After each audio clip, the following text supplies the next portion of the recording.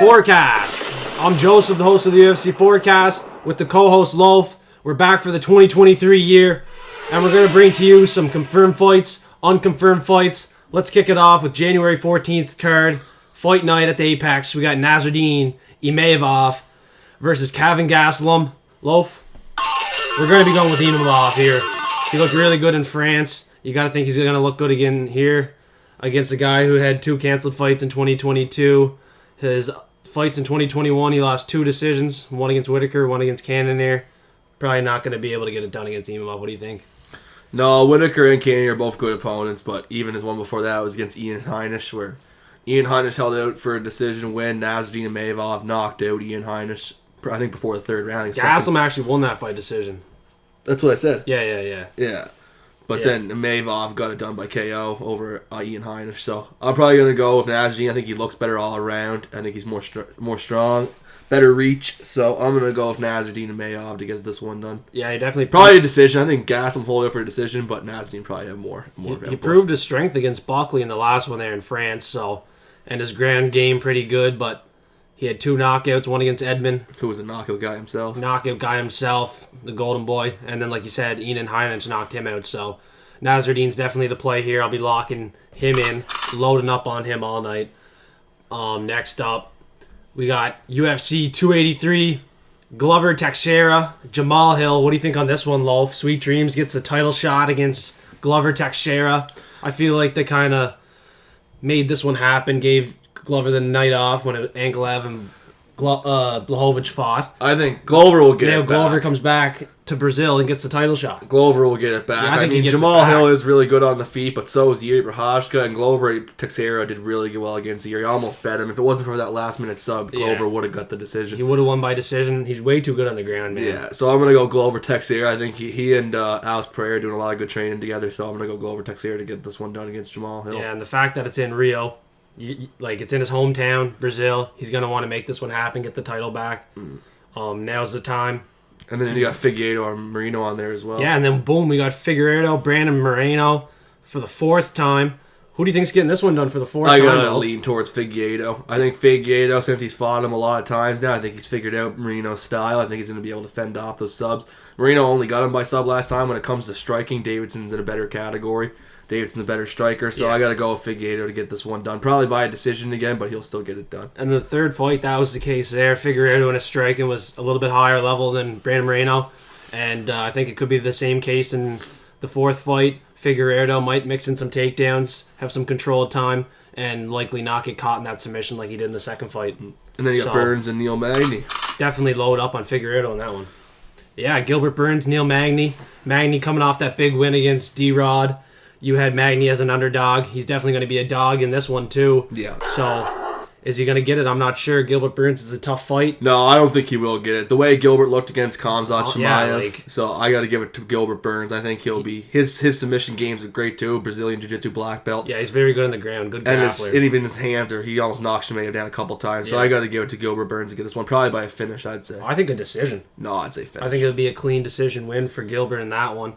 So we're both on Gilbert, so we'll load up on him as well. Also, we got Terrance T-Rex McKinney going against Ismael Bonfim, and this is a close one. I mean, Terrance McKinney is very good, bet Matt Favola, but I got to give it to the Bonfim. I mean, those Bonfim brothers are crazy. I mean, they're. It's in Brazil, his hometown. He's Brazilian, so yeah. And I mean, Ismael, really impressive record. Terrance McKinney, also a good record, but I gotta go with the Brazilian Bonfim. Yeah, I might go against you. We'll have to look into this one. Terrance has looked really good. I really like watching his fights. I'm really excited for this one. Bonfim, it's going to be a tough first fight for him, so I don't really think he's going to get it done, but we'll have to look into it for sure, Loaf. I can't wait for that one. Rio de Janeiro, Brazil. It's going to be a hell of a card, UFC 283. Next up on February 4th, we got the fight night in the UFC Apex in Las Vegas. We got Derrick the Black Beast Lewis versus Sergey Polar Bear Spivak. And it's rescheduled. Yeah. So that's good to see. And making it happen. I gotta stick with my regular pick. I'm gonna go Derrick Lewis. Yeah. I think he'll find that chin on Spivak.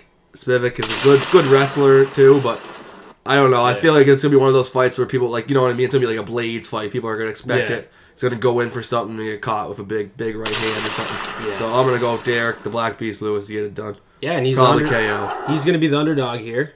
Probably going to be the knockout with the explosive power that he has. We're going to stick with our pick. Like you said, we had Derrick Lewis prior, so there's no reason to change here. Sergey is a little bit lower on the heavyweight ranking, so I think this is definitely a doable fight for Derrick Lewis. The pressure's not on him. It's not in Houston, Texas, anything like that. Just at the UFC Apex, so he's won all of his fights there. 9 out of 10, I'm pretty sure. Yeah. Something like that. 9 out of his last 10. He's doing really good in the Apex, so I can't see him losing this one. The explosive power, it's going to get it done for Derrick Lewis, the Black Beast. And next up, we got UFC 284 in Australia. This is a big card, Loaf. We got Islam Makhachev going down against Alexander the Great, Volkanovski, moving up to 155, from 145. I don't think he can get it done. He's kind of ran out of guys to fight, but Makhachev's too good. He just got that title, and I can't see him losing it. Yeah. I really can't. Yeah, I'm the same way. I'm going with Islam. I had him against Charles as well. I'm going to go for him against Alexander. Alexander's good, but he's more of a decision fighter. He almost got submitted by Brian Ortega, and if you almost get submitted by Brian Ortega, chances are you're going to get submitted by Makhachev. Yeah. So I'm going to go with Makhachev, probably by submission over the Great. Yeah, I could see the submission for sure. 5 rounds, you gotta think Makhachev will find it at one point. Yeah, he'll want to finish it pound for pound. Number 1, Islam Makhachev. He's en route. Also on that card, this is for the interim featherweight championship. Yair Alpanta Rodriguez against Josh Emmett. We might be siding different on this one, but I'm going Josh Emmett, man. Yeah. His explosive power is really good, and it's going to be a little bit too much, I think, for Yair Rodriguez. Just like the Max Holloway fight. Holloway had a lot of volume, a lot of good strikes on him. I think Josh Emmett kind of gets it done. It's a big fight. It's for the title, so I think Josh Emmett's, he has a chance. I think he's going to take advantage of it. I'm going to go differently. I'm going to go for Yair Rodriguez. I think Josh Emmett's really good, but he's stationary. He doesn't move a whole lot. He's a boxer, stands right in front of you. I think Yair Rodriguez, he's one of those people, he comes up with different techniques, and he throws a lot of different things. And I think Yair will be able, the way he looked against Ortega, even though Ortega did dislocate his shoulder, Yair before that was looking incredible, touching up Brian Ortega a lot with punches. So I'm going to go Yair Rodriguez to get a gun against Emmett. Yeah, he did win that one. It was kind of like a fluke injury for Brian, so I had Brian on the bets on that one, but Yair pulled through, man. But Yair was looking good, too. Not really sure if these two are the best in the featherweight division. Like Ilia Topuria is coming up. There's some other guys to look at on the rise, but I guess this is a title fight. Interim title fight going down to Australia. Neither of them Australian, so that's why it doesn't really make sense for me to have it on this card, but it is what it is. Next up, we got Marlon Vera, Cory Sandhagen in the UFC Apex Las Vegas. I'm going to go with Sandhagen. I like Sandhagen. Did really well against Song Yadong. He looks really good. I got to give it to him, man. I think he's going to be able to get this one done. He has really good kicks. He has an unorthodox style of fighting, and I think he'll be able to get it done against Chito Vera. Only loss recently was to, I guess, TJ Dillashaw. Peter Yan got him. Yeah. Dillashaw by a decision, though. But yeah, Dillashaw, that was back in 2021. He was good back then. Peter Yan, same thing. For Cory, I thought Cory was going to get knocked out by Yan. He held out for the whole thing, so I got to go with him. Song Yadong also beat Chito Vera, and Sandhagen knocked out Song Yadong. He pieced him up, man, with the elbows and the strikes. He really did piece up Song Yadong in that one. Really surprised me. I kind of thought Song Yadong was going to get that one, so I got to go with Cory Sandhagen. Yeah, you might be right on this one. I was kind of on Marlon Vera in the beginning, but like you said, he lost to Song Yadong. Cory Sandhagen's last 2 losses were Dillashaw and Peter Yan.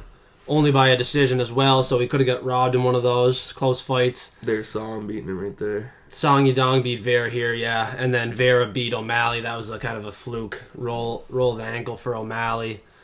He lost a close decision to Jose Aldo. Wasn't able to get it done, but he knocked out Dominic Cruz with that head kick. But honestly, Cory Sandhagen and his knockout over Song Yadong and how he pieced him up in that last fight's a lot more impressive. Mm-hmm. That's holding a lot more value right now for me. So yeah, I'm going to have to agree with you. Cory Sandhagen, the Sandman, he's probably going to have to be the play on that one, Loaf. Yeah. So we might even load up on him. And next up, we got some unconfirmed fights for 2023. Ones that we think are going to be lined up. We think these are going to be lined up. There's one fight here that's pretty well lined up. It should have been scheduled for December, January, February. They just did not make it happen yet, so stay tuned for that one. That's one of the biggest ones on this. Loaf, this is one of our favorite fighters, Shavkat Nomad Rakhmonov. And we feel he'll either fight Bilal or Khamzat Chimaev. Yeah. I mean, I feel like Bilal will probably get Shavkat first. Yeah, that seems like the play. Because Bilal got rejected by Leon Edwards for the belt, so I feel like Shavkat, they're going to give him that fight. I feel like it's a good fight, Shavkat and Bilal Muhammad. Shavkat would definitely get it done, in my opinion. Against Boers, though, that's going to be the one. Yeah. If that happens, then I'm not sure. Yeah, I don't think they're going to push that fight this quick, but it has potential. It has full potential. Khamzat's been missing weight. He needs a fight. Shavkat's opponent just pulled out, so there's definitely potential for this fight to get scheduled. But more likely, I'd lean Bilal Muhammad. Like you said, that makes more sense. Probably Bilal, because Khamzat and Colby are going to be in talks as well. Yeah, too. so that's another one we have. Khamzat Chimaev versus Colby Chaos Covington. We feel like that's going to be happening at the welterweight division. See who's going to get that next title shot. Likely Khamzat in that one. Yeah. Even though Colby's wrestling's pretty good, you got to feel like Khamzat is way better at wrestling. way better wrestling, way better grappler, way better striker. This guy's definitely on the title run in 2023. It's either going to be in welterweight or middleweight. Not sure what it will be. What do you think, Loaf? What are you leaning right now? I'd say middleweight? No. If he's fighting Colby, I'd say he'd be in welterweight. Yeah, that's if he can make the weight. Yeah, yeah. But I'd say he moves up to middleweight because I think he'll want to chase the Pereira at one point. Yeah, there's been lots of talk of that. So yeah. Lately I've been thinking he'll go middleweight because there's been nothing announced for welterweight. But for welterweight, those would be the fights to make. Shavkat Rakhmonov and Colby Covington. Those are the two fights that we want to see from him in the welterweight division. For the bantamweight division, Loaf, who we got here for the title? Aljamain Funkmaster Sterling. No doubt about it. Versus possibly we think Sean Sugar O'Malley. Because Sean's, number one contender now. Somehow he even got though I ranked don't number one. think he should be. I don't think he should be either, but he's number one ranked. But against a guy like Aljamain Sterling, I can't see Sugar winning. I mean, Aljamain Sterling's pressure and his wrestling is insane, and Sean does not really know how to. Yeah, Aljamain's going to take him down, wrestle him, have the control of time. Possibly submit him. The only person that even tried to take Sean down his last recent fights was Jan, and he was able to get up from Jan's takedowns a couple times. But I feel like Sterling will be way too much pressure. I feel like Sterling's going to get this one done. Yeah. I don't see how yet. I'd say it's either going to be a submission or a decision for Sterling. Yeah. But, that's my prediction for that one. Yeah, Aljamain's pretty big for 135. Sean's a little bit lanky and skinnier, but two big guys for 135. Definitely think Aljamain gets it done with the wrestling. More power.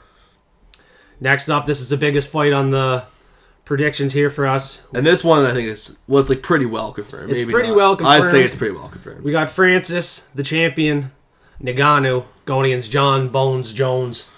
And Francis's power, it's serious, and John needs to avoid it. If he wants to win, he needs to avoid that power. He's aware of that, and I think he can.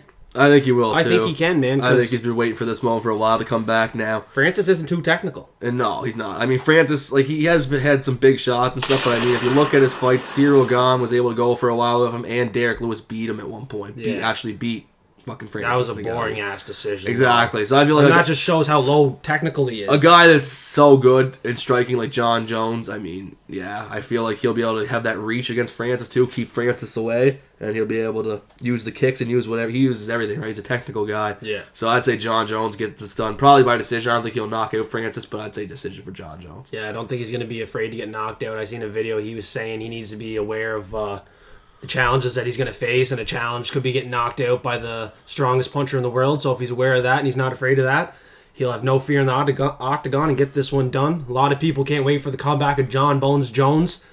And, I can't wait for them to fucking schedule that one, Loaf. No. Next up, we got Camaro, the Nigerian Nightmare Usman versus Leon Rocky Edwards. Might as well crack this Pink Whitney for this one, eh?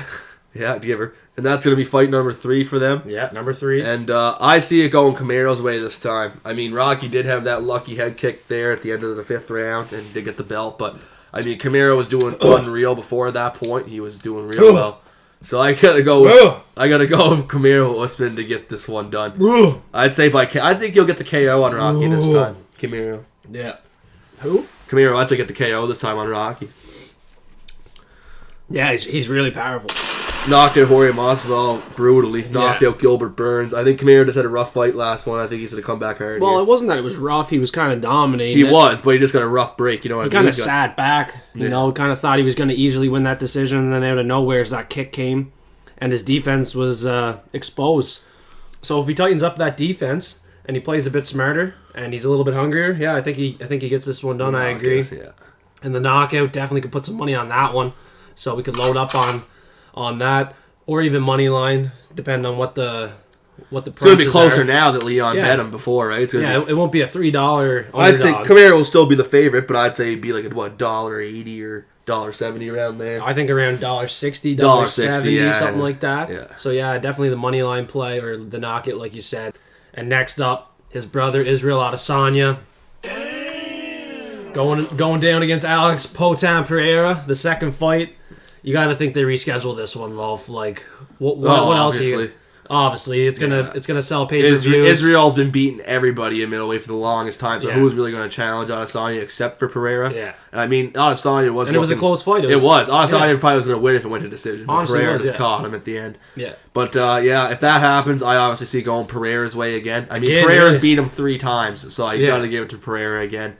As good as Israel Adesanya is, how much I like him, he's going to get beat again by Pereira. Yeah, well, Pereira just knows his game plan now. He knows his weaknesses and his advantages. Like, Israel's pretty well fucked now after Pereira beating him twice. Yeah, three times. Like, this is just going to seal it twice off. in UFC. Once in UFC, twice in kickboxing. Yeah, so this is going to be the second time in the UFC. This is going to seal the deal for it. Yeah. But if Hamzat moves up to middleweight, he could steal that title. Well, yeah, it doesn't matter because Hamzat would beat both of them. Yeah, I think Hamzat could beat both of them. So do you. But Alex Pereira seems to be safe right now if he's going to be fighting Israel Adesanya. Neither of them have great ground game. That's the thing. So, if someone's going to come up in the ranks that has good wrestling and that's a good grappler, probably can get this one done. Well, Marvin Vettori, I mean, he's fought Israel. Israel got him still. Yeah, so, but I don't think Marvin's that great. He's just... No, he's not that great. No, that's what I mean. That's why Shemaev comes to be a whole different ball game. Yeah.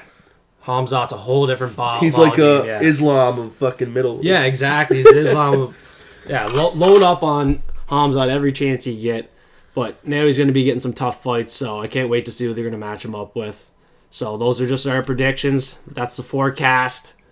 Thanks for watching. Stay tuned for January 14th. Nassourdine Imavov going down against Kelvin Gastelum at the UFC Apex. Thanks for watching. Happy New Year.